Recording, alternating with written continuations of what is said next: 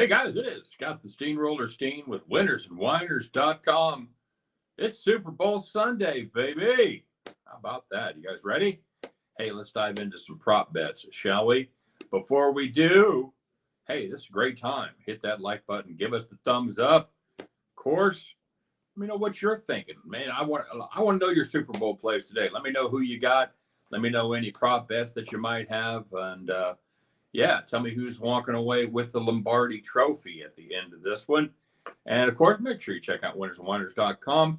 All the action on today's game and every game going on every single day. Previews, predictions for free. You want my best bet on the Super Bowl? I got it available over there as a premium play. I like it a lot. I think it's going to hit. It's a nice total play. So make sure you check that out if you're so inclined. Today, I didn't do a deep three yesterday because I knew what I was going to do today, and that's the DGen 5. We're going to talk about 5 prop bets here from Super Bowl 58. So, yeah. Now, of course, as you guys probably know, because you're savvy sports bettors, the time to get the props is early. They have a lot more line movement than the total and the side do in the Super Bowl era or in the nationwide sports betting era. That line just doesn't move much. We've seen a little bit of movement from 2.5 to 1.5. Total has been stuck at 47.5 forever. So yeah, we just haven't seen a lot of movement. But the movement that you see is going to be on the prop market. You'll even see differences from book to book. So make sure you get multiple books if you have that option and get the best price. All right. Yeah, Chiefs are in a Super Bowl again. How about that? It's I got to tell you, as a lifelong Chiefs fan, being as old as I am, it's very, very strange to watch a team that was good in the 80s, late 80s, early 90s with Marty, but couldn't quite get over the hump.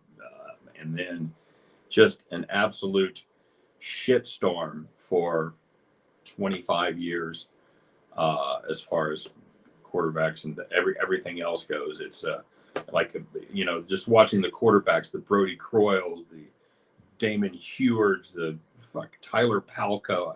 I can't even remember all the terrible. It was like a cavalcade of crap. It's the march of mediocrity, the parade of putrid. It was just absolutely dreadful. So to see Mahomes in the league and realize that he plays for us older Chiefs fans have to pinch ourselves a lot. So that being said, I was really happy to win the AFC Championship. I wanted to answer all the Mahomes camp went on the road critics, all of that shit. It was a down year for the Chiefs.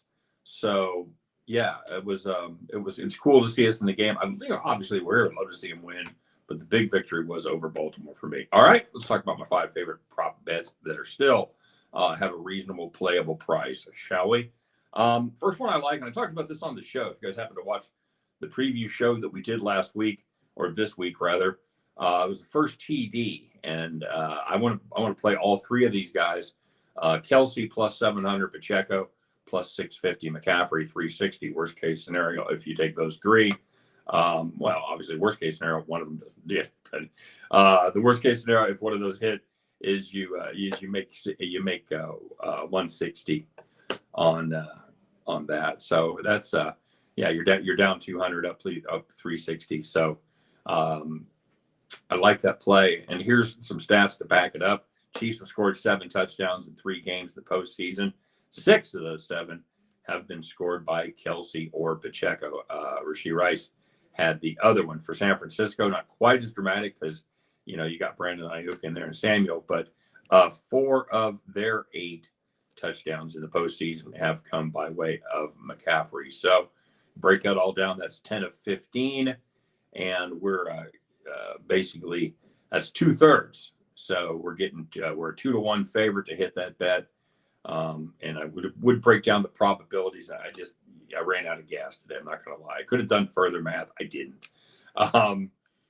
As you guys know, if you've been regulars, excuse me, one of my favorite props every Super Bowl is the national anthem prop. This year's prop has been set ridiculously low at 90.5 with Reba McEntire singing the national anthem. And I have to tell you this, I don't plug other sites very often, but if you want to read the absolute most detailed breakdown of this year's national anthem prop you will ever see, bar none. I am not shitting you. Check out Action Network. Just Google National Anthem prop, Action Network. It'll come right up. It's unfucking believable. I'm going to give you a couple of the highlights here. National Anthem was originally written in 3/4 time, which is a faster time, obviously less beats per minute. However, in the last 16 years, only Kelly Clarkson and Carrie Underwood have performed the national anthem in 3/4 time. And as this article pointed out, Reba McEntire does not have great internal timing. Her rhythm, it varies. It's all over the place. 3/4 time is much more difficult to keep on pace, so she is likely to sing it in 4/4. Finally, the other point they touched on is basically at the heart of her skill, she's a yodeler. She likes to get up in the high range and do the yodeling. However, that's not really her game anymore. That's how she made her name. But as she's become older, she's developed better breath control. And she, because yodeling, you have to sing faster or it kind of sounds weird. So she doesn't yodel as much anymore. And it's a sign that she's going to slow down on the national anthem. So we're actually, by the way, Carrie Underwood and Kelly Clarkson still went over 90.5 seconds. Okay. So we're going to play over. We're going to play over in this one. I think that, I think that your first bet, you see that she did the national rodeo or the local rodeo, whatever it was back in 1987. She was like 66 seconds. And you see all these times, you understand why I said it 90.5. I think this is a great play. I think it's going to go over. Speaking of over, something a little more germane to the game, perhaps Isaiah Pacheco longest rush over 15.5 yards. San Francisco has not been good against the run this season, and they haven't been good lately either. They've allowed 6 running backs to have at least one 16-yard run over their last 5 games. That's right, 6 in 5 games. Pacheco, for what it's worth, he leads the National Football League in rushing yards over the last over the last 2 postseasons. And in those 6 postseason games, he has busted one longer than 15.5 yards in 4 of them.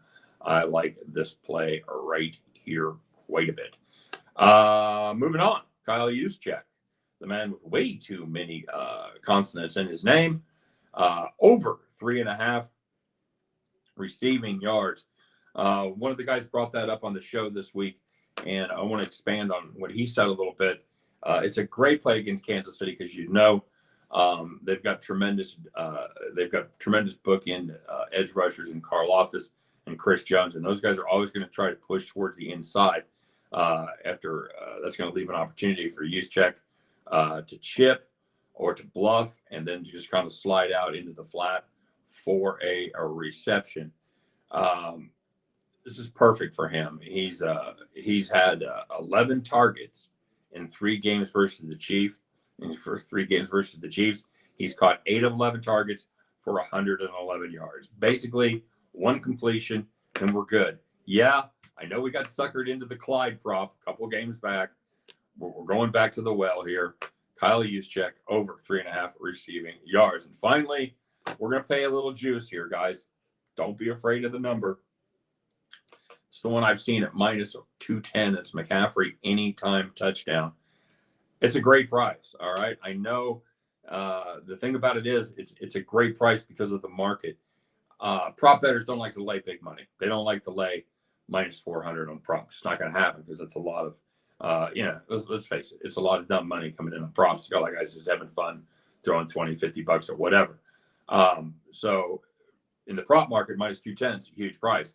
But in the real world, it's a great price. McCaffrey has played 19 games this season. Just 3 times has he failed to score a touchdown, either receiving or by the running. By the way, it's a great reason to take this prop because he has, it's not an equal chance, but he has a very good chance to score as a receiver and a great chance to score as a running back.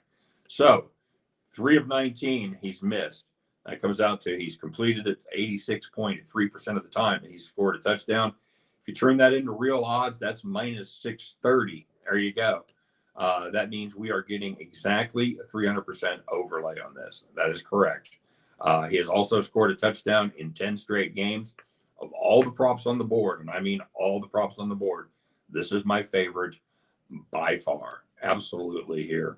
McCaffrey, anytime touchdown, minus 210. All right, so let's go with that. We'll start off with the first TD. I got Kelsey, Pacheco, or McCaffrey. National anthem over 90.5 seconds. Isaiah Pacheco, longest run over 15.5 yards. Kyle Juszczyk, over 3.5 receiving yards. And almost called him Ed McCaffrey. Christian McCaffrey, I'm old. Anytime touchdown, minus 210. All right, guys, the end of the game. Guys can join me. Seriously, join me. Come over to my house. We'll have a party. We'll celebrate, or we'll drown our sorrows in some liquor. Either way, we'll head back to the window. All right. Hey, you guys have a great day. There won't be a video for Monday. Why? Because I'm actually taking a day off. I don't get a lot of days off. This is kind of a 7-day-a-week job. I will still be doing picks, still have my premium plays. However, I will not be doing a video, and I won't be doing any of my other job responsibilities. So, woohoo! How about that? It's a day off. All right, guys, enjoy the game.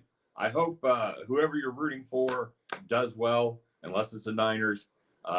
Then today only, you are my enemy. All right, you guys have fun. Take care, and I'll see you in a couple days. Bye.